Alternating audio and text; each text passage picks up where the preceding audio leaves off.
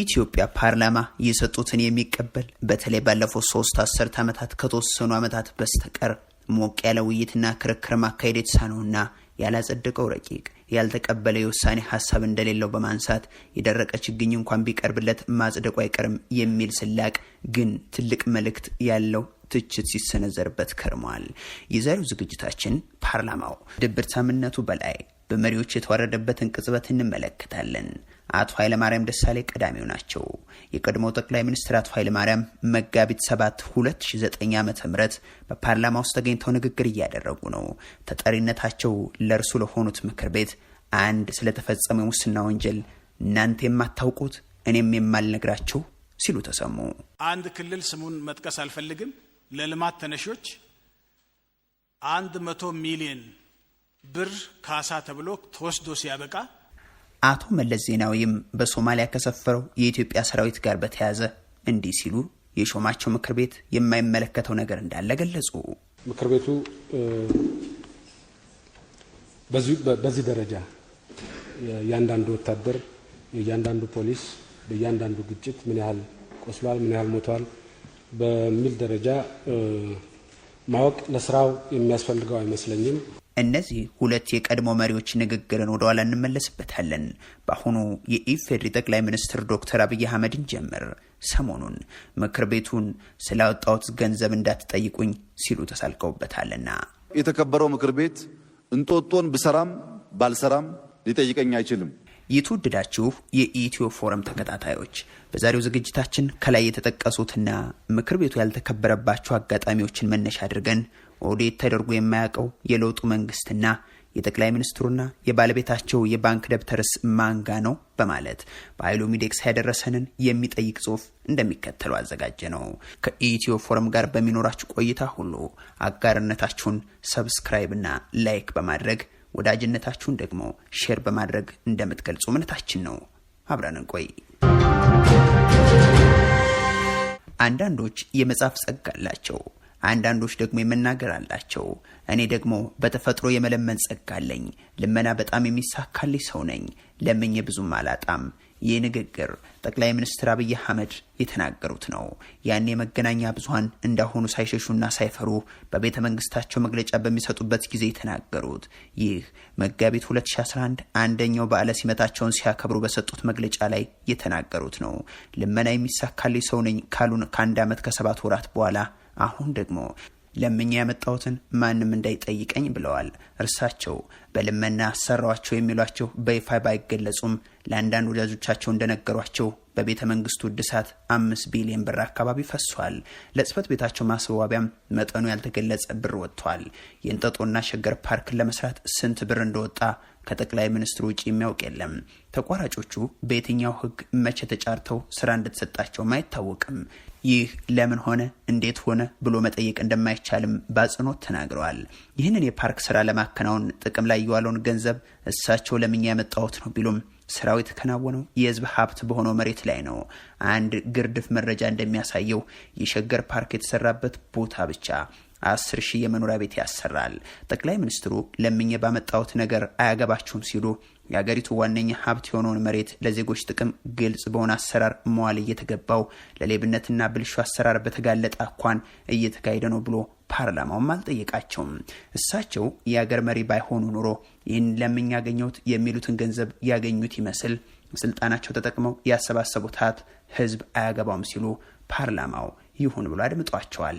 ይህ አካሄድ በራሳቸው በጠቅላይ ሚኒስትሩ ብቻ ሳይሆን በባለቤታቸውም ተከናውኗል የሚሉ ደግሞ ጉዳዩን ይበልጥ አስደንጋጭ ያደርገዋል በማለት ይገልጻሉ።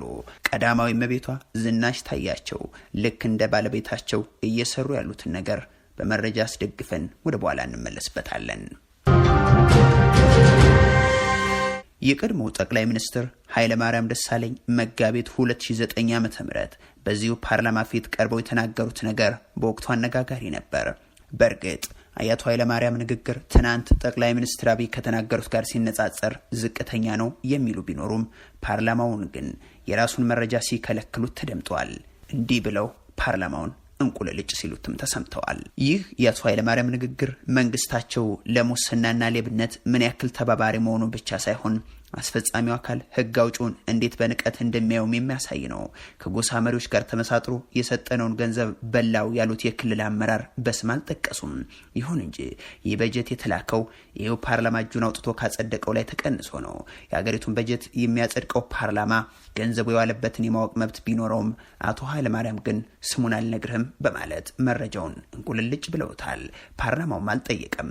ይሁን ብሎ ዝም ከማለት ውጭ አማራጭ አልነበረውም፣ አሊያም መጠየቅ አልፈለገም። በሚሊኒየም ዋዜማ ከሶማሊያ የተነሳ ጽንፈኛ ኃይል በኢትዮጵያ ላይ ጂሃድ ካወጀ በኋላ ኢትዮጵያ ወደ ቦታው ሰራዊቷን አሰማራች። በወቅቱ በሞቃዲሾ መሽጎ የነበረውን የተባበሩት ኢስላሞች ፍርድ ቤት የኢትዮጵያ ሰራዊት በታተነው። በርካታ የሽብር ቡድኑ ጽንፈኞችም ተማረኩ፣ ተገደሉም። ዋና ከተማ ሞቃዲሾም ነጻ ወጣች። በወቅቱ የኢትዮጵያ ያሰማራችው ሰራዊትም ጉዳት ደረሰበት። ስለ ሁኔታው እንዲያብራሩ የተጠየቁት የወቅቱ ጠቅላይ ሚኒስትር አቶ መለስ ዜናዊም እንዲህ ሲሉ ምክር ቤቱ አይመለከተው ንግግርን አስተጋቡ። ሞተው የቆሰለው የምናምን ይህን ዝርዝር በሚመለከት ምክር ቤቱ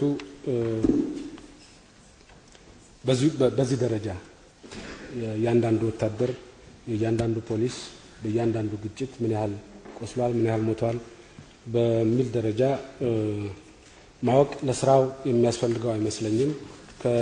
ይሄ በዚህ ደረጃ ሪፖርት የማቅረብ ግዴታም ያለኝ አይመስለኝም። በእርግጥ ይህ የአቶ መለስ ንግግር ከሰሞንኛው የጠቅላይ ሚኒስትር አብይ አያገባችሁም ንግግርና የአቶ ኃይለማርያም አልነግራችሁም መግለጫ ጋር አብሮ የሚጠቀስ እንዳልሆነ የሚከራከሩ አሉ።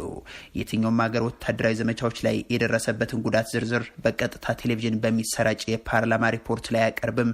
ይህ ከጸጥታና ደህንነት አኳያ የሚታይ በመሆኑ የየትኛውም ሀገር እንዲህ ያሉ መረጃዎችን ዘርዝሮ ማቅረብ ለሀገር ደህንነትም ሆነ ለጥናትና ተገዳዳሪ ኃይል መመቸት ስለሆነ ዝርዝሩን ይፋ ያደርጉትም በማለትም ያነሳሉ። ለአብነትም የአሜሪካ ኮንግረስም ሆነ ሴኔት በቪየትናም ጦርነትም ሆነ በኢራቅ ወረራ ጊዜ በሶማሊያ ዘመቻም ሆነ በኮሶቮ ግጭት ወቅት ሀገሪቱ የሞቱባትን ወታደሮች ብዛትና የጉዳቱን መጠን አድምጠው አያውቁም። ጎረቤት ኬንያ እንኳን በደቡብ ሱዳን ያሰማራቸውን ሰራዊቷን እንድታስወጣና እየደረሰ ያለውም ጉዳት እንዲነገር የሀገሪቱ ተቃዋሚዎች ሲወተውቱ የኡሁሩ መንግስት የብሔራዊ ደህንነት ጉዳይ ስለሆነ በቀጥታ ስርጭት በፓርላማ ፊት ይህን ያክል ነው ብዬ አልናገርም ብለዋል በማለት ያክላሉ። እንዲህ ያለው ነገር በአብዛኛው የሚያዘው ከስራ አስፈጻሚውና ከህዝብ ተወካዮች ምክር ቤት በተውጣጡ ኮሚቴዎች ነው። የአቶ መለስ በዝርዝር የማብራራት ግዴታ የለብኝም የሚለው ንግግር ከዚህ መንፈስ የተነሳ ቢመስልም ቅሉ ምክር ቤቱ አድምጦ የመውጣት ብሂሉ ልማድ ግን እዚህም ጋር ተጋልጧል የሚሉት ግን በርካቶች ናቸው። ጠቅላይ ሚኒስትር አብይ እንደ አንድ ትልቅ የአገሪቱ ፕሮጀክት የሚያቸው የቤተ መንግስትና የቢሮ እድሳቶች እንዲሁም የእንጦጦና ሸገር ፓርኮችን የሚያከናውኑት በተሰጣቸው ልመና ጸጋ እንጂ ከመንግስት ካዝና የወጣ ስላልሆነ ህዝብ መጠየቅ እንደማይችል በትናንቱ የፓርላማ ውሎ ብቻ ሳይሆን በተደጋጋሚ ተናግረዋል። በአንድ ወቅት ቢሮትና ቤተ መንግስቶት ከየት በመጣ ገንዘብ አደሱት ተብለው ሲጠየቁ 100% በእርዳታ ነው፣ አንድም ብር ከኢትዮጵያ ካዝና አላወጣሁም፣ እኔ ወደዚህ ቢሮ ከመጣው ቀደም እንዳልኳችሁ ጸጋይም ስለሆነ የተሟላ የልመና ስራ ሰራለሁ፣ መንግስታትንም ሳገኝ እዳ ሰርዙ፣ እርዳታችሁን አሻግሩ፣ ተጨማሪ ግራንት ስጡላችኋለሁ፣ ግለሰቦችን ሳገኝ ብዙ ዜጎች መማር የሚፈልጉ ያልተማሩ ስላሉ ለነርሱ ትምህርት ቤት ስሩ ላለው፣ ለአንዳንዶች ቤተ መንግስቱን ለህዝብ ክፍት ማድረግ ስለምፈልግ እርሱን አግዙ እላቸዋለሁ ብለዋል። ይህ አባባላቸው ገንዘቡን ማን እንደሰጣቸውና ስንት እንደተሰጣቸው አይገልጽም። በየትኛውም መድረክ ላይ የፋይናንሱን ምንጭ ጠቅሰው አያውቁም። ምንም አልደብቃችሁም ያሉን መሪ ቤተ መንግስቱን ለማደሻ ገንዘብ የለገሳቸውን ለእንጦጦና ሸገር ፓርክ የሰጣቸውን ተናግረውም አያውቁም። የቤተ መንግስቱን የገቢ ምንጮች አንዳንዶች ብለው አልፈውታል። 5 ቢሊዮን ብር ምን አስይዘው በምን ማባቢያ ያገኙ? ይህንስ ነገ ጣጣ ይዞ ስላለመምጣቱ ዋስትናችን ምንድን ነው? በብዙዎች የሚነሱ ጥያቄዎች ናቸው። ፓርላማው ይህንን ጉዳይ እንደማያውቅ ተናግረዋል። የሚኒስትሮች ምክር ቤትም ለዚህ ስራ ይሁንታ ስለመስጠቱ አልተነገረም። የሀገሪቱ የፋይናንስ ህግስ አንድ ጠቅላይ ሚኒስትር ስለወደደ ብቻ ያመጣበት ምንጭ ሳይታወቅ የብዙ ቢሊዮን ብር ፕሮጀክት እንዲሰራ ያደርጋል ወይ? ልመና ስለሚሳካለት ብቻ በሚሰራ ፓርክም ሆነ ቤተ መንግስት ላይ ከመንግስት እውቅና ውጭ ባለ አካውንት ገንዘብ ሰብስቦ ማፍሰስ ይቻላል ወይ ለሚሉ ጥያቄዎች ማብራሪያ ሰጥቶ አያውቁም። ይህንን ያብራራሉ ተብለው ሲጠበቁም ይህንን ጉዳይ መጠየቅ ተገቢ አይደለም አሉ። እንጦጦም ሆነ ሸገር ፓርክ የተሰራው ቢሮክራሲን ባልተከተለ መልኩ እንደሆነ የጠቅላይ ሚኒስትሩ ካቢኔ አባላት በእንጦጦ ፓርክ ምረቃ ዋዜማ ላይ በተላለፈው ዶክመንተሪ ተናግረዋል። የኢኖቬሽን ሚኒስትሩ አብርሃም በላይ እስከዛሬ የሚሰሩ የልማት ፕሮጀክቶች ከህዳሴው ግድብ ጀምሮ በመተቸትና ለስራ የወጣውን ገንዘብ እንኳን እንደማይታወቅ በማውሳት የእንጦጦ ፓርክ ግን ድንቅ እንደሆነ ሲናገሩም ተደምጧል። ጠቅላይ ሚኒስትር አብይ በእንጦጦ ፓርክ ላይ የፈሰሰውን ገንዘብና አጠቃላይ ስራውን በተመለከተ ማንም አይጠይቀኝም የሚለው ንግግራቸው አነጋጋሪ ቢሆንም ከአሁን በፊትም ይህንኑ ቃል በቃል በሚመስል ሁኔታ ደግመውታል። መጋቢት 2011 መግለጫቸውም እንዲህ አሉ። ፕሮጀክቱን ሳያዩ የገንዘብ ምንጩን ሳያውቁ እንዲሁ ኢትዮጵያ ችግር ውስጥ እያለች ይህ ስራ ለምን ተሰራ የሚሉ ሰዎች ኢትዮጵያ ላለፉት 30-40 ዓመታት በከፍተኛ ችግር ውስጥ ስለነበረች እስካሁን መንገድ መስራት፣ አየር መግዛት ስህተት ነው፣ ምክንያቱም ችግረኛ አገር ናት ብለው የመንግስትን ቅደም ተከተል ፕራዮሪቲ፣ ችግርና ግልጸኝነት መጥፋት የጠየቁ ሰዎችን አብጠልጥሏቸዋል። ይህ አሰራር ደግሞ እሳቸው ቃለ መሃላ ፈጽመው ጠቅላይ ሚኒስትር የሆኑበትን የህገ መንግስቱን አንቀጽ 12 ተራ ቁጥር 1 ይጥሳል። አንቀጹ የመንግስት አሰራር ለህዝብ ግልጽ በሆነ መንገድ መከናወን አለበት ይላል። ስለዚህ በአንቀጽ 74 መሰረት የመንግስት ርዕሰ መስተዳድር የሆኑ ጠቅላይ ሚኒስትሩ ህግ ጥሰው የአገሪቱ ቤተ መንግስት ማደሻ ገንዘብ ከማን ምን ያክል እንዴት ተገኘ የሚለውን ህዝብ እንዳያውቅ አድርጓል ማለት ነው። በዚያው ጋዜጣዊ መግለጫቸው ላይ ደግሞ እንዲህ አሉ። የፈርስት ሌዲ ኦፊስ በዚህ ዓመት የአዲስ አበባን አይነ ስውራንን ትምህርት ቤት ጨምሮ ወደ 1 ቢሊዮን የተጠጋ ሀብት ከተለያዩ ሶርሶች ለምኖ በርካታ ሃይስኩሎችን እየሰራ ነው። በሁሉም ክልሎች ባለፉት ዓመታት የነበሩ ፈርስት ሌዲዎች ይህንን አልሰሩም። ይህንን ያገዙን ሰዎች ግን ግለሰቦች ናቸው። እንዳልኳቸው የአይነ ስውራን ትምህርት ቤቱን የአንድ ሀገር መሪ እናት ናቸው የረዱን። ይህ ንግግር ላይ ያለውን ግዙፍ ስተት ከጣይቱ እስከ ሮማን ያሉ ቀዳማዊ እመቤቶች ስራ አልሰሩም የሚለው ብቻ አይደለም። የአገሪቱ መሪ በአገር ውስጥ ፈሰስ የሚደረግን ገንዘብ ከየት በምን መንገድ እንዳመጡት አለመናገራቸው እንጂ የቀዳማዊት እመቤት ጽሕፈት ቤትም ቢሆን የመንግስት መስሪያ ቤት ስለሆነ በአገሪቱ ህግና ደንብ የሚገዛ ነው። እርሱም ግልጽ አሰራር መከተል ይገባዋል ማለት ነው። እኔ በስም ያልጠቀሷትን ሀገር የሚመራ ሰው እናት ማነች፣ ጽሕፈት ቤቱ ከየት ለመነ የሚለው ብቻ ሳይሆን የለመነውን ሁሉ ለስራ ላይ ያውሏል ወይ፣ ገንዘቡ ብሔራዊ ባንክ ያውቋል ወይ፣ በማንስ የባንክ ሂሳብ የሚንቀሳቀስ ነው የሚለውም ጥርጣሬ ያጭላል። በዚሁ መድረክ ላይ ከጉዲና ፋውንዴሽን ጋር በመሆን የባለቤታቸው ቢሮ ገንዘብ እያሰባሰበ እንደሆነ ተናግረዋል። ይህ ፋውንዴሽን ደግሞ የጠቅላይ ሚኒስትሩ የቅርብ ጓደኛ በሆነ አንድ ታዋቂ ባለሀብት ሚስት የሚንቀሳቀስ እንደሆነ ይነገራል። ይህ ፋውንዴሽን የቤተ መንግስቱ ቤተኛ ከመሆኑ በተጨማሪ የጠቅላይ ሚኒስትር አብይን መጽሐፍ ለመሸጥ በትላልቅ ሆቴሎች አውደ ውይይት ሲያዘጋጅ እንደከረመም ይሰማል። ይህንን ተከትሎ ቀዳማዊት እመቤቷ በየወረዳው ሄደው ትምህርት ቤት ለማሰራት የመሰረት ድንጋይ ሲያስቀምጡም ነበር። ይህ ግንባታ ተሰራ ወይም አልተሰራም የሚለውን እንተውና እሳቸውም ልክ እንደ ባለቤታቸው አያገባችሁም ካላሉም በስተቀር ይህንን ያክል ገንዘብ ከየት አመጡት፣ የገንዘብ አመጣጡ ግልጸኝነትስ ምንድነው፣ ወዘተ የሚለውን ማብራራት ግን ነበረባቸው።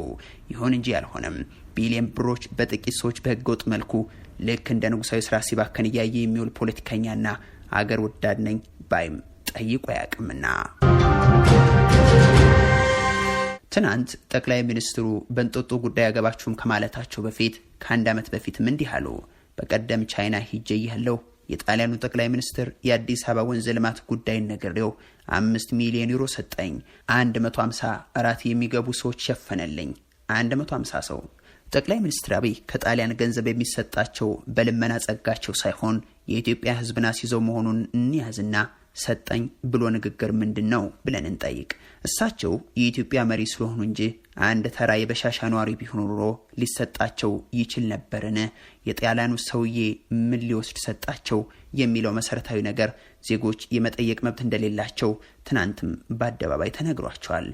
ህገ መንግስቱ በአንቀጽ 55/12 ፓርላማው የህግ አስፈጻሚው አካል የሚዋዋላቸውን ዓለም አቀፍ ስምምነቶች ያጸድቃል ይላል። ስለዚህ የአስፈጻሚው አለቃ የሆኑት ጠቅላይ ሚኒስትሩ ከጣሊያኑ ጠቅላይ ሚኒስትር ጋርም ሆነ ከአንዲት ሀገር መሪ እናት ጋር የሚያደርጉት ስምምነት በፓርላማው መጽደቅ አለበት። ብድርም፣ እርዳታም፣ የንግድ ስምምነትም ወዘተ በፓርላማው መጽደቅ አለበት። እርሳቸው ግን በዚህ ሁኔታ ሳያልፉ ነው ቤተ መንግስት እያሳደሱ ትምህርት ቤትም እያሰሩ ፓርክም እያስገነቡ መሆኑን የሚናገሩት። ከአንድ ዓመት በፊት ሐኪሞችን ባናገሩበት መድረክ እንዲህ አሉ።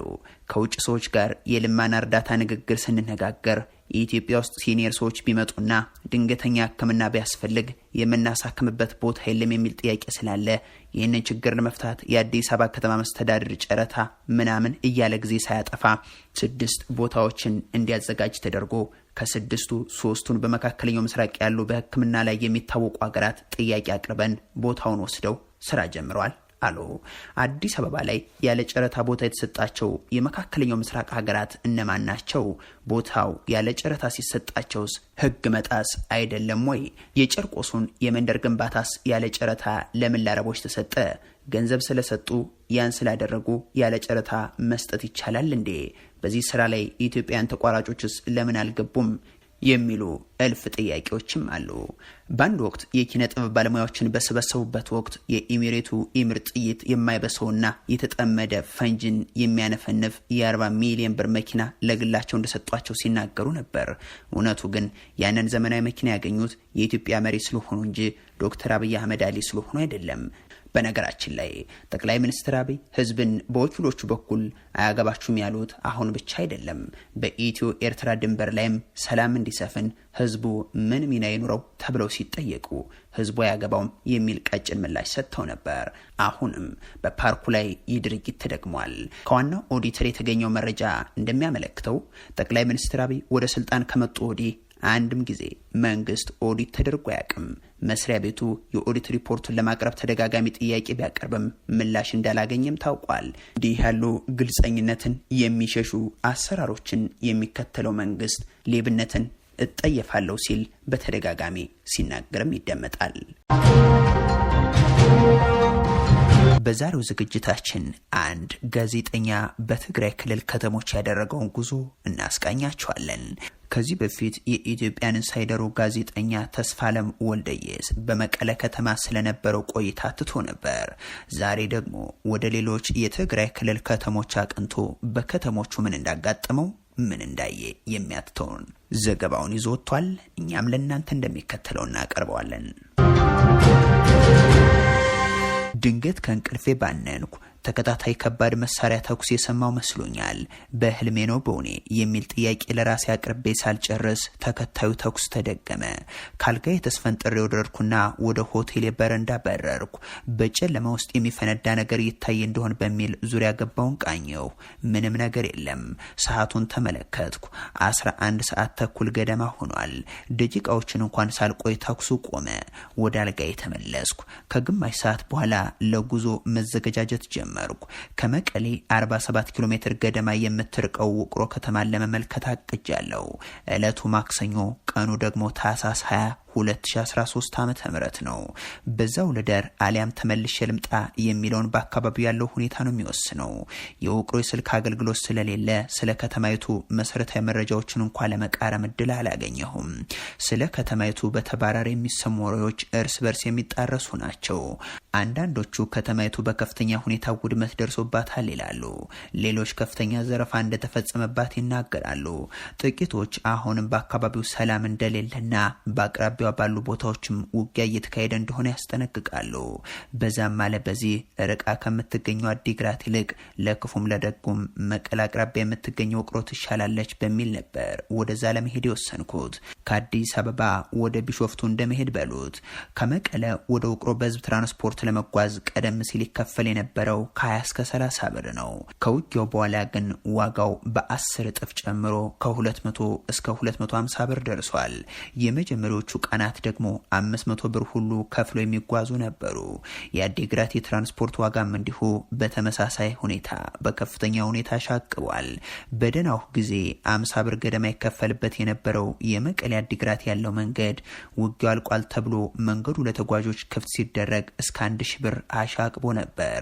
ከሳምንት በኋላ ዋጋው ወደ 700 ብር ወርዷል። እኔ በተጓዝኩበት ቀን የነበረው የአዲግራት የህዝብ ትራንስፖርት ዋጋ 500 ብር ገዳማ ነው። መናኸሪያ ስደርስ ወደ ውቅሮ የሚጓዙ ሚኒባሶች እዛ እንደሌሉ የሚገኙበት ቦታ ሌላ እንደሆነ ሰማሁ። የሚኒባሶቹ መገኛ የመሰለኝ እዛው መናኸሪያ አካባቢ ስለነበር ከከተማው እየራቅን ስንሄድ ግር አለኝ።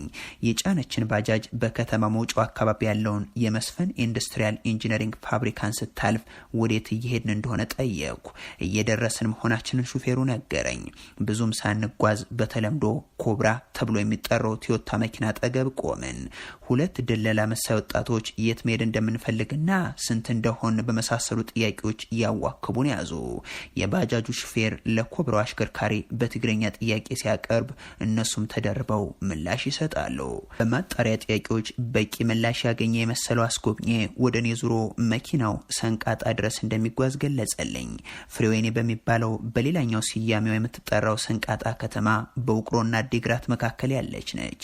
ከተማይቱን ቀደም ሲል ወደዚያ አካባቢ ባደረኳቸው ጉዞቼ ደጋግሜ አልፌባታለሁ። የጉዞ መዳረሻዬ ውቅሮ ከተማ መሆኑን እየተናገርኩ በመኪናው ጋቢና ተደላድዬ ተቀመጥኩ። ወሬ ለመመልከት ሁነኛ ቦታ በማግኘቴና መኪናውም ለክፍለ ሀገር ጉዞ ተመራጭ ሆነው የቶዮታ ፎር ዊል ድራይቭ መሆኑ አስደስቶኛል። ከመኪናው የኋላ ወንበር አንዲት ተጓዥ ተቀምጣለች። ከከተማ ውጭ ባለ በዚህ ሁኔታ ላይ ሌሎች ተጓዦችን ለማግኘት ያለው አስቸጋሪነትን እያሰብኩ በቃ እዚሁ ጊዜውን መፍጀታችን ነው አልኩ ለራሴ። በጧት ብንወጣ ውቅሮን በውሎ ገብ ለመጎብኘት ያስችለኛል ብዬ ነበር ለሰዓቱ መሰሰቴ። ያመጣኝን የባጃጅ ሹፌር ተሰናብቼ እንኳን ሳልጨርስ መኪናው ከአንድም ሁለት ተጓዥ አገኘ። አንደኛው ተጓዥ አካል ጉዳተኛ ስለሆኑ ቀድሜ ያስኩትን የጋቢና ቦታ ለእርሳቸው ለቅቄ ወደ ኋላ ወንበር መዛወሬ ግድ ሆነ። ሁለተኛው ተጓዥ የእሳቸው ረዳት በመሆኑ አብሯቸው ተቀመጠ። ጋቢናው ሞላ። ከኋላ ወንበር ግን ያለነው ሁለት ብቻ በመሆናችን መኪናው ገና ሁለት ሰውን ይፈልጋል። አጠገብ የተቀመጠችውን ተጓዥ ወዴት እንደምትሄድ ጠየቅኳት። ወደ አዲግራት ቤተሰብ ለመጠየቅ የሄደች እንደሆነና በዚሁ መኪና ዛሬውን ወደ መቀለ እንደምትመለስ ነገረችኝ። ከሾፌሩ ጋር ቤተሰብ እንደሆኑና በእርግጠኝነት ይዟት እንደሚመለስ ማስተማመኛ ስሰተኝ ውቅሮ ድረስ ለመጓዝ የነበረውን ሀሳቤን ቀይሬ አዲግራት ደርሼ ለመመለስ እዛውን ወሰንኩ። ብዙም ሳይቆይ ቅድም ሲያዋክቡን ከነበሩ ደላላ ወጣቶች አንዱ የመኪናውን የበስተኋላ በር ከፍቶ አጠገባችን ተቀመጠ። ወጣቱ ለሆነ ሰው ቦታ ይዞ መሆን አለበት ስል ገመትኩ። መኪናው ወደፊት ከመነዳት ይልቅ ወደ ኋላ ዙሮ ወደ መጣንበት የከተማው አቅጣጫ ሲመለስ በእርግጥም ቦታ የተያዘላቸው ሰው ከቤታቸው ልንጭን እየሄድን እንደሆነ አረጋገጥኩ። መኪናችን ቀበሌ 16 የሚባለው ሰፈር ሲደርስ ቆመ። ሹፌሩና ደላላ መሳዩ ወጣት ከጎናችን ካለው የሴቶች ጸጉር ቤት ላይ ናቸውን ተከሉ። የሚጠብቁት ተጓዥ ካሁን ይመጣሉ ተብለው ለደቂቃዎች ቢጠበቁም ድምጻቸው ጠፋ። ተጓዦች ትዕግስታችን አልቆ ማጉረምረም ጀመርን። ወጣቱ ጉዳዩን እንዲያጣራ ተላከ። ከደቂቃዎች በኋላ ተጓዡ ብቅ አሉ። እንደጠበቅኩት ትልቅ ሰው ሳይሆኑ ወጣት ሴት ናት።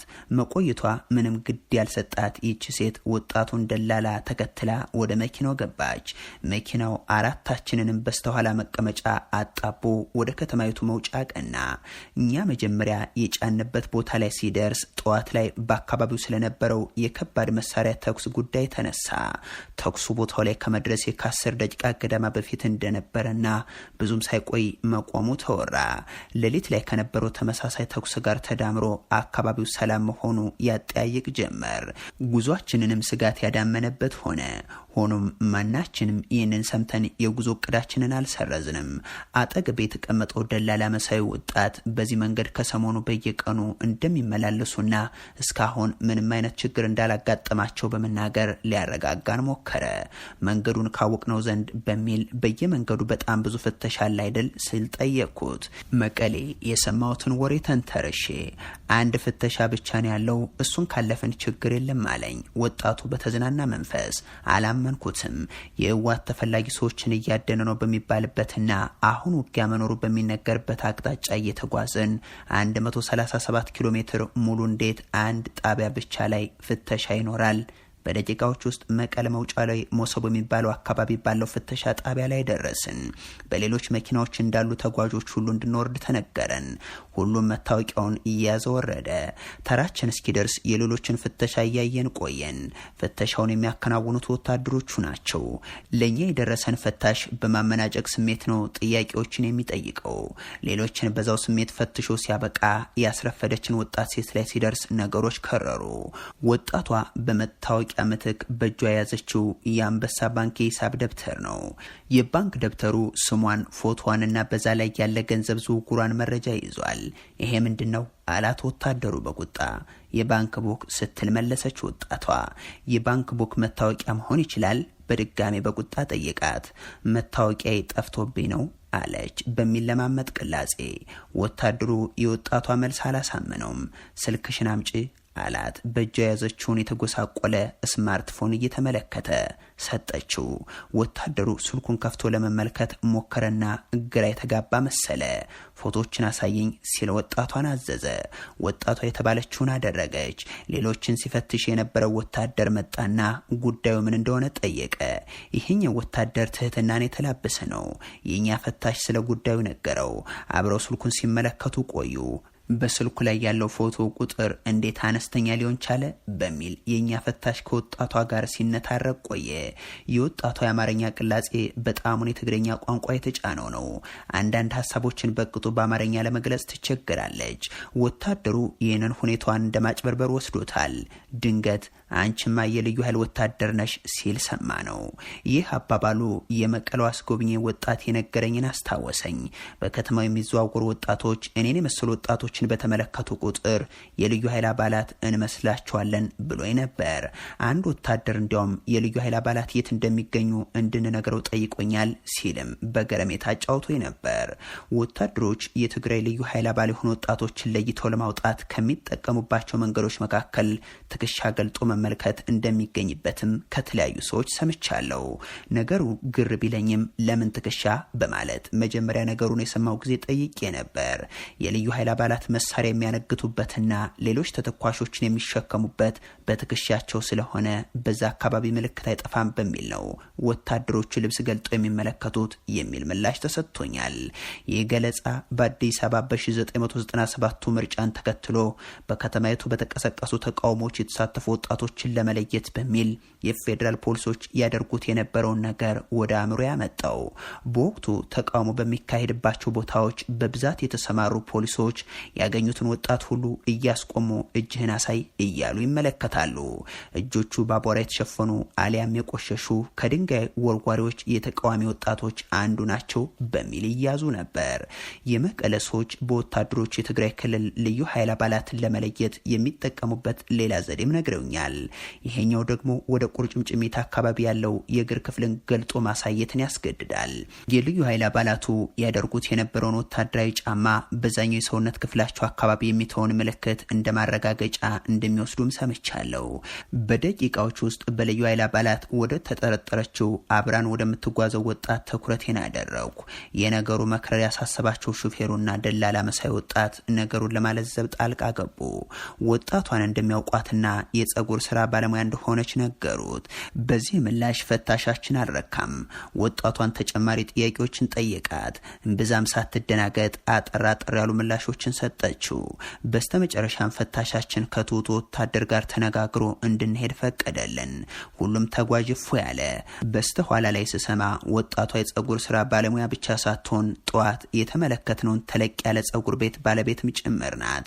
ወደ መኪናችን ተመልሰን ጉዞ እንደጀመርን ተለቅ ያለችውና አጠገብ የተቀመጠችው ሴት ወዲያውኑ ስልኳን አውጥታ ፎቶዎችን ማጥፋት ጀመረች። ለምን እንደዛ እንደምታደርግ ጠየኳት። ስልክሽን አምጪ ስትባል እናንተ እኮ ምንም አልመሰላችሁም፣ እኔ እየተንቀጠቀጥኩ ነበር አለች ለሁላችንም በሚሰማ ድምጽ። አሁንም ስላልገባኝ ነገሩን እንድታብራራልኝ ጠየኳት። እንዴ ስልኬ ላይ ያለው የደብረ ጽዮን የመለስ ፎቶ ቢያዩ አይለቁኝም አለች። ይሄ አባባሏ ከዓመታት በፊት በስልካቸው ላይ የኦነግ ባንዲራ ተገኝቶባቸዋል ተብሎ በፍርድ ቤት በክስ ማስረጃነት የቀረበባቸውን ሰዎች አስታወሰኝ። ስጋት የተጫነው ጉዟችን በዝምታ ተያይዘነዋል። ዝምታው ግን ብዛም አልዘለቀም። በትግራይ የነበረውን የውጊያ መጠን የሚያሳዩ ቅሪቶችን መመልከት ስንጀምር በማብራሪያዎች የታጀበ የተጓዦች ውይይት ተከፈተ። ወዲያው ጉዳት የደረሰበትና መንገድ ዳር የቆመ የመጀመሪያው ታንክ ያየነው ከመቀለ 25 ኪሎ ሜትር ርቀት ላይ ካለችው አጉላ ከተሰኘችው አነስተኛ ከተማ እንኳን ሳንደርስ ነው። ደጂጋ ሳንቆይ ደግሞ ሌላ ታንክ ተደገመ። አጉላን አልፈን እንዳለ ደግሞ በአንድ ቦታ ላይ የተቃጠሉና ወደ ጎናቸው የተገለበጡ 4 ወታደራዊና የጭነት ተሽከርካሪዎች ከይታችን ገቡ። አጠገብ ያለችው ሴት ድንጋጤዋን ዋይ በሚሉ ቃላት እያጀበች ትገልጻለች። ትንሽ ፈቀቅ እንዳል በቃጠሎ ሙሉ ለሙሉ የወደሙ 2 አውቶቡሶችን አየን። በሁለቱም መጓጓዣዎች ላይ የደረሰው ጉዳት ከፍተኛ ከመሆኑ የተነሳ የቀደመ ቀለማቸውና ስሪታቸውን እንኳን ለመለየት ያዳግታል። አጠገብ ላጠገብ ካሉት ከነዚህ አውቶቡሶች አቅራቢያ የተቃጠሉና የተገለበጡ 3 ተሽከርካሪዎች አሉ። ውቅሮ መግባታችንን የሚያመላክተው በብረት የተሰራ የከተማይቱ በር ጋር ከመድረሳችን በፊት ባሉት 3 ደቂቃዎች ውስጥ እንደዚሁ ጉዳት የደረሰባቸው ሌሎች መኪናዎችንም ተመልክተናል። ጣሪያው የተሰረጎደ ፒክአፕ፣ በሳት የነደዱና በግራና በቀኝ የተፈነገሉ 4 ወታደራዊ የጭነት መኪናዎች፣ አንደኛ ደረጃ የሚል መለያ ከፊቱ የለጠፈ መስታወቶቹ የረገፉ አረንጓዴና ነጭ ቅብ መርቼዲስ ቤንዝ የህዝብ መጓጓዣ አውቶቡስ፣ ኦራል በሚል መጠሪያቸው የሚታወቁ የተገለበጡ ወታደራዊ ተሽከርካሪዎች በመንገድ ዳር ቆመው ለወጪ ያጁ ውጊያ ምን ይመስል እንደነበር ይመሰክራሉ። በመንገዳችን ላይ የመከላከያ ሰራዊትና የፌዴራል ፖሊስ አባላትን የጫኑ ቢያንስ 6 ተሽከርካሪዎችን ተመልክቻለሁ። በፒካፖች ላይ ያሉት በተሽከርካሪው ጣሪያ ላይ የተደገነ መትረየሳቸውን ቃታ የያዙ ወታደሮችና ፖሊሶች ከፊት አሰልፈዋል። ሌሎች ወታደሮችና ፖሊሶችም መሳሪያዎቻቸውን በተጠንቀቅ ይዘው ዙሪያቸውን እየቃኙ ነበር የሚጓዙት። አንዳንዶቹ ፊታቸውን ከንፋሱም ሆነ ከአቧራው ለመከላከል በሚመስል ሁኔታ ተሸፋፍነዋል። ወደ ውቅሮ ስንገባ ከጧቱ 4 ሰዓት ሆኗል። ጥቂት በተለምዶ ባጃጅ ተብሎ የሚጠሩ ባለ 3 እግር ተሽከርካሪዎች ከተማይቱን አቋርጦ በሚያልፈው አውራ ጎዳና ላይ ውርውር ይላሉ። ከጠበቁት ከፍ ያለ ሰው እንቅስቃሴ ይታያል። ደላላ መስሎኝ የነበረውና በጨዋታችን መካል የጋራጅ ሰራተኛ መሆኑን የነገረ ወጣት በከተማው ስለተገደሉ ወጣቶች፣ በህንፃዎችና የንግድ መደብሮች ላይ በጥይትና በከባድ መሳሪያ ስለደረሰው ጉዳት ማብራሪያ መስጠት ጀመረ። በከተማይቱ ጎልቶ የሚታየው ባለ 4 ፎቅ ህንፃ እንድመለከት በጣቱ ጠቆመኝ። በማህበር መሰራቱ የተነገረኝ እደጋ ማዕከል የሚል ስያሜ የተሰጠው ይህ ህንፃ በተንጣለለ ስፍራ ላይ የተገነባ ነው። ወደ ጎን ረጅም ነው። ለሚመለከተው 6 አነስተኛ ህንፃዎች ተቀጣጥለው የተሰሩ የሚመስል ስሜትን ይሰጣል። 6ቱም የህንፃው ክፍሎች በአብረቅራቂ መስታወት ተሸፍነዋል። ወጣቱ ተመልከት የሚለይም በጥይት የተበሳሱትንና መሀል ላይ በርካታ ቀዳዳዎችን ያበጁትን መስታወቶቹን ነው። 6ቱም የህንፃው ክፍሎችም በዚህ መልኩ ጉዳት ደርሶባቸዋል። ወጣቱ ሹፌራችን መኪናዋን ከህንፃው ብዙም ሳይርቅ አቆማት። ይሄን የውቅሮ የምትታወቅበት የሽምብራና የገብስ ቆሎ የያዙ ወጣቶች ወደኛ ተጠጉ። ለራሱም ለቤተሰቡ መግዛት የፈለገው ሁሉ በኪሎ ያሰፍር ገባ። ቆሎ ለመግዛት በቆምንባቸው ደቂቃዎች ውስጥም ሆነ ውቅሮን ተሰናብተን እስክንወጣ ድረስ በተቀመጥኩበት ሁኜ ዙሪያ ገባውን በተቻለ መጠን ለመቃኘት ሞክሬያለሁ። ከመንገዳችን ግራና ቀኝ በተደረደሩ ህንፃዎች፣ የንግድ መደብሮች፣ ባንኮችና ሌሎች በርካታ አገልግሎት መስጫዎች መጎዳታቸውንም ተመልክቻለሁ። ከሚታዩት ውስጥ ብዙዎቹ ህንፃዎች ተሰባብረዋል። በጥይት የተበሳሱም በርካቶች ናቸው። አንዳንዶቹ ዘረፋ እንደተካሄደባቸው በአቅራቢያቸው ከተዝረከረኩ ቁሳቁሶች መረዳት ይቻላል። ከአንድ የጫማ መሸጫ ሱቅ ፊት ጫማዎች የሚቀመጡባቸው በርካታ ባዶ ካርቶኖች በየቦታው ተበታትነው አይቻለው። በርካታ ሞባይል መሸጫ ሱቆችን የዘረፋዎቹ ሰለባ ስለመሆናቸውም በወፍ በረሩ ምልከታ ታዝቤያለሁ። አብረውኝ የሚጓዙ ሰዎች በህዝብ ንብረት ላይ በዚህ መልኩ ጉዳት በመድረሱ አዝነዋል። በውቅሮ ለተገደሉ ሰዎችና ለደረሰው አብዛኛው ጉዳት ተጠያቂዎቹ የኤርትራ ወታደሮች መሆናቸውንም ይነጋገራሉ። ወደ ከተማይቱ መውጫ ስንቃረብ 2 ነጭ መጋዘን መሰል ነገሮችና አንድ መለስተኛ ህንፃ ከርቀት ተመለከትኩ። ዙሪያውን በታጠረ ግቢ ውስጥ የሚገኙት መጋዘኖች የሰማያት እብነበረድ ፋብሪካ ማምረቻ መሆናቸውን ወደ ቦታው ስጠጋ ተረዳሁ።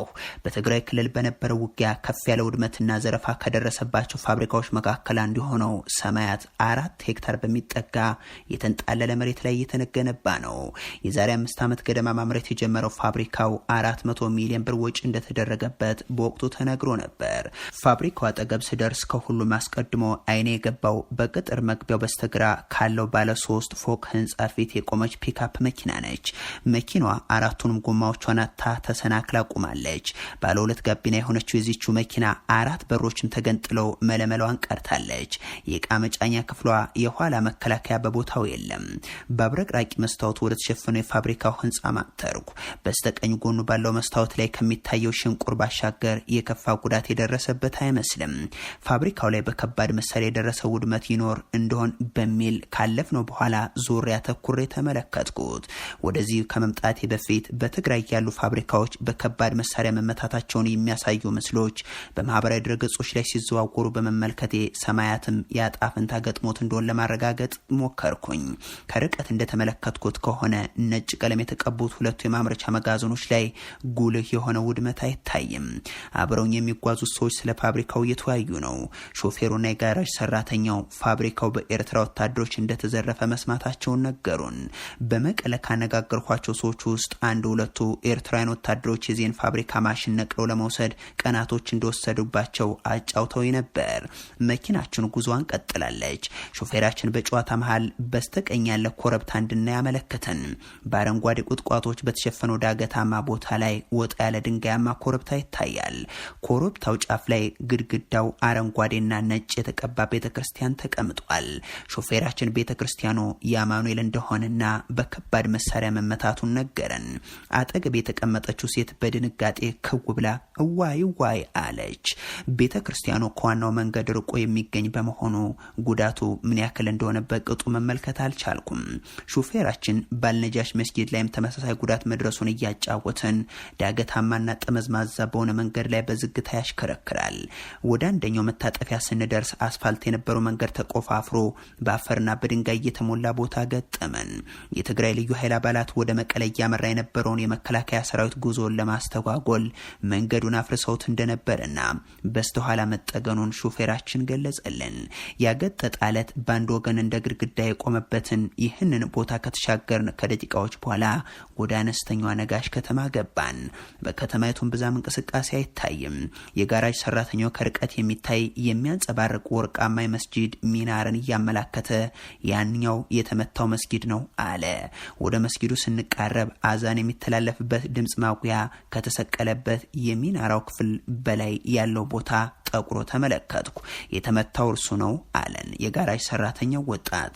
ሚናራው በከባድ መሳሪያ ተመቶ አለመፍረሱ ገረመኝ። በሩ በተዘጋው መስጊድ ላይ የደረሰውን ሙሉ ጉዳት ከዚህ በላይ ማየት አልቻልኩም። ሹፌራችን በጊዜ አዲግራት ለመግባት መኪናዋን በፍጥነት ማሽከርከሩን ተያያዘ። ከነጋሽ ከተማ እንደወጣን ከመንገድ ዳር ተሰናክሎ የቆመ ታንክ ጋር ተገጣጠምን።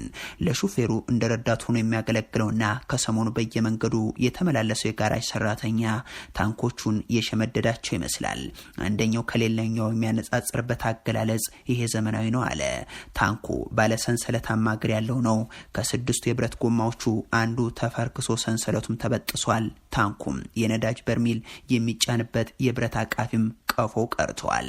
ከ20 ደቂቃ ጉዞ በኋላ ፍሬወይኔ ወይንም ሰንቃጣ ስንደርስ ከተማይቱ በዝምታ ተውጣ አገኘናት።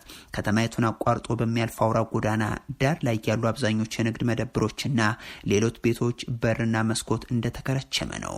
በመንገዱ ዳር የሚታዩት ሰዎች ቁጥርም አነስተኛ ነው።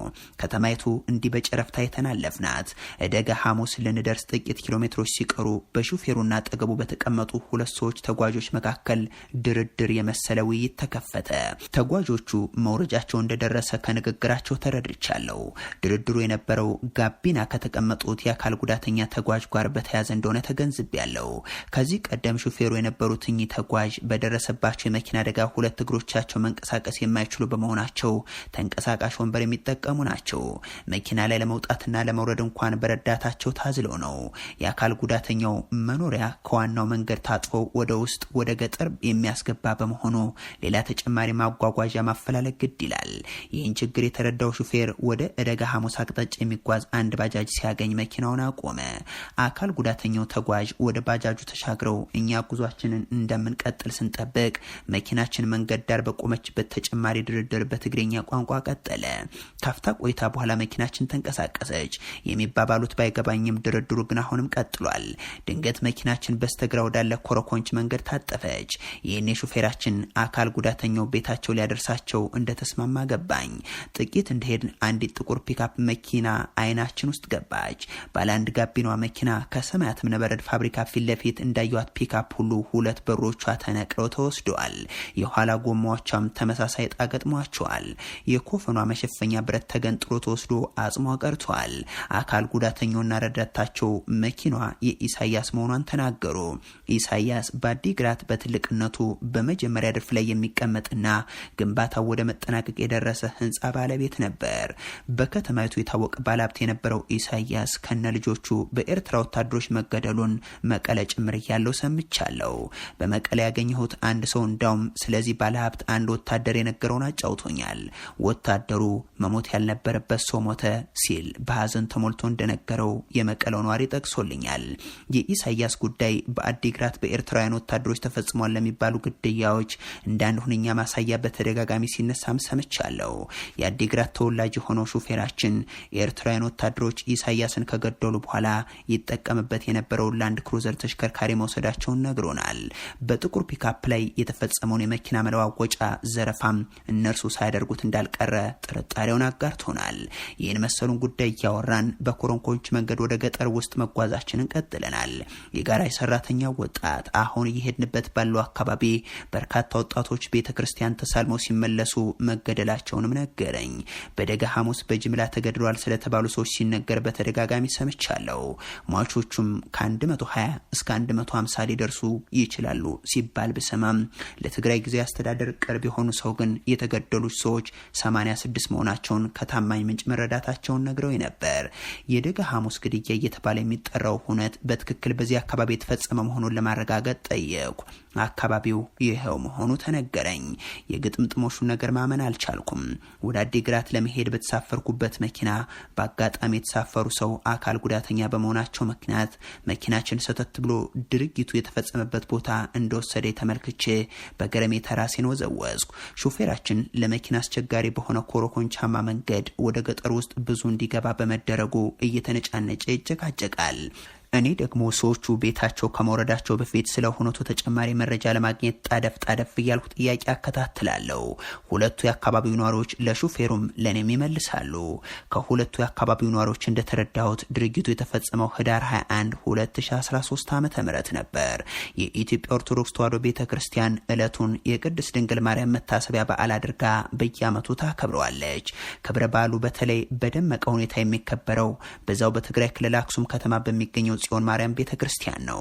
ይህንኑ ዓመታዊ ክብረ በዓል እደጋ ሐሙስ አቅራቢያ በሚገኘው ቤተክርስቲያን አክብረው ሲመለሱ የነበሩ ምዕመናን ላይ ነው እንግዲህ የኤርትራ ወታደሮች ግድያ ፈጸሙ የሚባለው።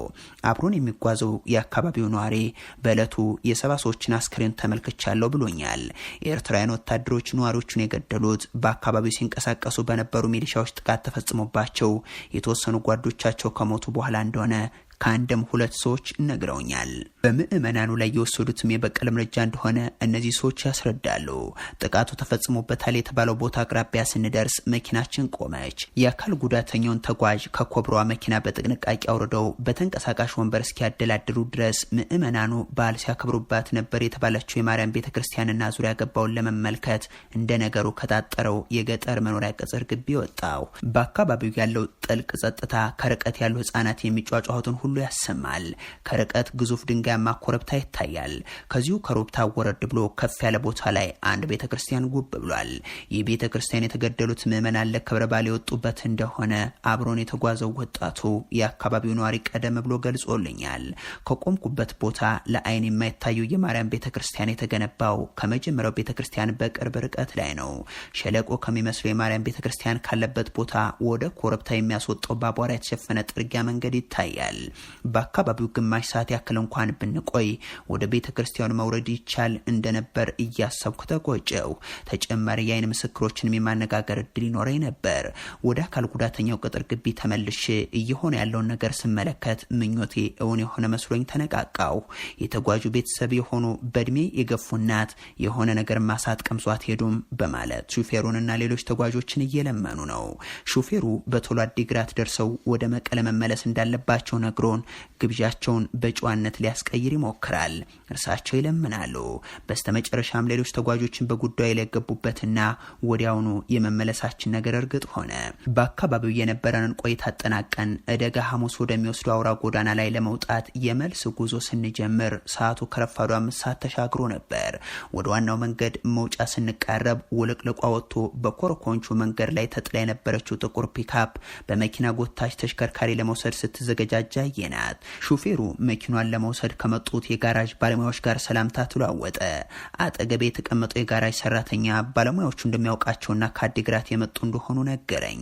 መኪናችን በዋናው አውራ ጎዳናው መሽከርከር በጀመረች 5 ደቂቃ ባልሞላ ጊዜ ውስጥ ወደ እደጋ ሐሙስ ከተማ እንኳን ደህና መጣችሁ የሚል በትግረኛ በእንግሊዝኛና በአማርኛ ቋንቋዎች የተጻፈበት የብረት ቀስት ከፊታችን ተደቀነ።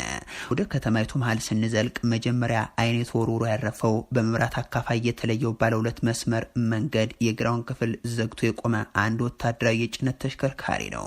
ተሽከርካሪው ከኋላ ይጎትተው ከነበረው አነስተኛ መድፍ ጋር ሙሉ በሙሉ ተቃጥሏል። እኛ በምንጓዝበት መንገድ አቅጣጫ ሌላም የተቃጠለ ተሽከርካሪ ቅሪት ከርቀት ተመለከትኩ። ስንቀርበው ተሽከርካሪው አውቶቡስ መሆኑን ተረዳው። አውቶቡሱ በቃጠሎ እንዳልነበረ ሆኖ አጽሙ ብቻ ቀርቷል። አጠገቤ የተቀመጠችው ሴት እንደተለመደው የድንጋጤ ድምፅ አሰማች። የአውቶቡሱ ሁኔታ ለመጀመሪያ ቀን ለተመለከተችው ለእርሷም ክፉኛ ቢያስደነግጣትም ለከተማይቱ ነዋሪዎች ግን ብዛም ግድ የሰጣቸው አይመስልም። ከአውቶቡሱ ጎን ባለው የእግረኛ መተላለፊያ መንገድ ላይ ቁጭ ያለ ሴት ዘይትና ማዳበሪያ የተቀመጠ እህል ትቸረችራለች። በአጠገቧ አትክልት የሚጓጓዝባቸው የእንጨት ሳጥኖች ላይ የተቀመጡ የከተማዋ ሰዎች ይታያሉ። አንደኛው ሳጥን ላይ ደግሞ ሚዛን ተቀምጧል። በርከት ያሉ የከተማይቱ ነዋሪዎች በዋናው መንገድ ሁለቱም አቅጣጫዎች ዕለታዊ ጉዳያቸውን ለመከወን በእግራቸው ወዲያ ወዲህ እያሉ ነው። ባጃጆችና ሌሎች ተሽከርካሪዎች በመንገድ ዳር ቆመው ቢታዩም ብዙም ሲንቀሳቀሱ አይስተዋልም። ወደ ከተማይቱ መውጫ ስንቃረብ በመግቢያችን ላይ ካየናቸው በተጨማሪ 3 ወታደራዊ ተሽከርካሪዎች በመንገድ ላይ ቆመው ተመለከትኩ። እነዚህ ተሽከርካሪዎች ምን ሆነው እንደዛ እንደቆሙ ማብራሪያ የሚሰጠኝ ባላገኝም በአካባቢ የነበረውን ውጊያ መጠን ይበልጥ የሚያሳዩ ሆነው አግኝቻቸዋለሁ። የመጀመሪያው በምንጓዝበት አቅጣጫ ተሰናክሎ የቆመ ታንክ ነው። ባለሰንሰለታማ የሆነው አንደኛው እግሩ የእግረኞች መተላለፊያን ሸፍኖ የቆመው ይህ ታንክ በቃጠሎ ወድሟል። አስተኳሾች የሚቆሙበት የላይኛው ክፍሉ ተገንጥሎ ከእግረኛ መተላለፊያው አጠገብ ወድቋል። ሁለተኛው ወታደራዊ ተሽከርካሪ ገና ከፋብሪካ የወጣ የሚመስልና የተወሰኑ ክፍሉ በጥቁር አረንጓዴ ጨርቅ የተሸፈነ መድፍ ነው። በዛው አቅጣጫ ከተማይቱ ጫፍ ላይ ወደ አንድ ጎኗ ዘንብሎ የቆመ ኦራል የጭነት ተሽከርካሪም አለ። አንድ ጎማ ብቻ የተረፈለት ተሽከርካሪው እንደ ድጋፍ ድንጋዮች ከስር ተደርድረውለታል። በሹፌሩ በኩል ያለው በሩም ወለል ብሎ ተከፍቷል። እደጋ ሐሙስ እስካሁን ካየኋቸው ከተሞች ሁሉ የውጊያው ጠባሳ በደንብ የሚታይባት ከተማ ሆና ተመልክቻታለሁ። ብዙዎቹ የንግድ መደብሮቿና የአገልግሎት መስጫዎቿ ከፍ ያለ ጉዳት ደርሶባቸዋል። በራቸው የተገነጠለ፣ የተቃጠሉ፣ መስታወታቸው የተሰባበረና ዝርፊያ የተፈጸመባቸው የሚመስሉ በቁጥር በርከት ይላሉ። የአንበሳ ባንክ ቅርንጫፍ ያለበት የከተማይቱ ክፍል በተለይ ክፉኛ ተጎድተዋል። አነስተኛይቱን ከተማን ተሰናብተን ወደ አዲግራት ስንጠጋ ውጊያ የደረሰበትን ከፍ ያለ ውድመት በግልጽ የሚታይ ፋብሪካ ተመለከትኩ። ፋብሪካው ጎዳ ጠርሙስና የብርጭቆ ፋብሪካ ይባላል። መንገድ ዳር ባለው በዚህ የፋብሪካ ቅጽር ግቢ ውስጥ ባለ 4 ፎቅ ህንጻና 3 ነጫጭ መጋዘን መሳይ ማምረቻዎች ይታያሉ። ከ3 ማምረቻዎች መካከልም ትልቁና በመሃል ላይ የተገነባው መጋዘን በአንድ ጎኑ በፍንዳታ የወደመ ይመስላል። ከፍንዳታው ያመለጡት የማምረቻው ግድግዳ የነበሩ ጠንካራዎቹ ኤጋ ቆርቆሮች ንፋስ እንዳበላሸው ሻተር ተወላግደውና ተዘንጥለው ቆመዋል። ሹፌራችን ፋብሪካው እንዲህ ሆነው በከባድ መሳሪያ ተመቶ እንጂ በፍንዳታ አለመሆኑን ነገረን። ፋብሪካው ከደረሰበት ውድመት በተጨማሪ በኤርትራ ወታደሮች ዘረፋ እንደተፈጸመበትም ገለጸልን። ኤርትራውያን ወታደሮች ጣሊያን ስሪት የሆኑትን ማሽኖችን ነቅሎ ለማጓጓዝ በአካባቢው ነዋሪዎችን አስገድደው የጉልበት ስራ እንዲሰሩ ማድረጋቸውን ማከለልን። ስለዚህ የአካባቢው ነዋሪዎች የመጨረሻ ጣፋንታ 2 የተጣረሱ መረጃዎችን ሰማው።